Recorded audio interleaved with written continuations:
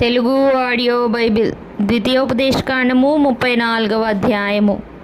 మోషే మోయాబు మైదానము నుండి ఎరుకో ఎదుటనున్న పిస్గా కొండ వరకు పోయి నెబో శిఖరమునకు ఎక్కెను. అప్పుడు యెహోవా దాను వరకు గిలాదు దేశమంతయు, నఫ్తాలి దేశమంతయు, ఎఫ్రాయిము మనష్షేల దేశమును, పశ్చిమ సముద్రము వరకు యూదా దేశమంతయు, దక్షిణ దేశమును, సోయరు వరకు ఈత చెట్లు గల ఎరుకో లోయ చుట్టూ మైదానమును అతనికి చూపించెను. మరియు యెహోవా అతనితో ఇట్లనెను, నీ సంతానమునకిచ్చెదనని అబ్రహాము, ఇస్సాకు, యాకోబులకు నేను ప్రమాణము చేసిన దేశము ఇదే.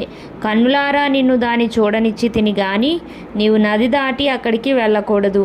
యెహోవా సేవకుడైన మోషే యెహోవా మాట చొప్పున మోయాబు దేశంలో మృతి నొందెను. బెత్పయేరు ఎదుట మోయాబు దేశంలోనున్న లోయలో అతడు పాతిపెట్టబడెను. అతని సమాధి ఎక్కడనున్నదో నేటి వరకు ఎవరికీ తెలియదు. మోషే చనిపోయినప్పుడు 120 సంవత్సరముల ఈడుగలవాడు. అతనికి దృష్టి మాంద్యము లేదు, అతని సత్తువ తగ్గలేదు. ఇశ్రాయేలీయులు మోయాబు మైదానములలో మోషేను బట్టి 30 దినములు దుఃఖము సల్పగా మోషేను గూర్చిన దుఃఖము సలిపిన దినములు సమాప్తమాయెను.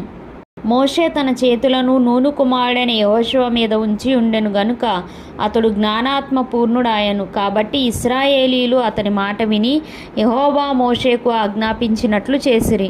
ఐగుప్తు దేశంలో ఫరోకును అతని సేవకులందరికిని అతని దేశమంతటికిని ఏ సూచక క్రియలను మహత్కార్యములను చేయుటకు యెహోవా అతని పంపెనో వాటి విషయంలోనూ ఆ బాహుబలమంతటి విషయంలోనూ మోషే ఇశ్రాయేలు జనులందరి కన్నుల ఎదుట కలుగజేసిన మహాభయంకర కార్యముల విషయములోనూ యెహోవాను ముఖాముఖిగా ఎరిగిన మోషే వంటి ఇంకొక ప్రవక్త ఇశ్రాయేలీయులలో ఇది వరకు పుట్టలేదు.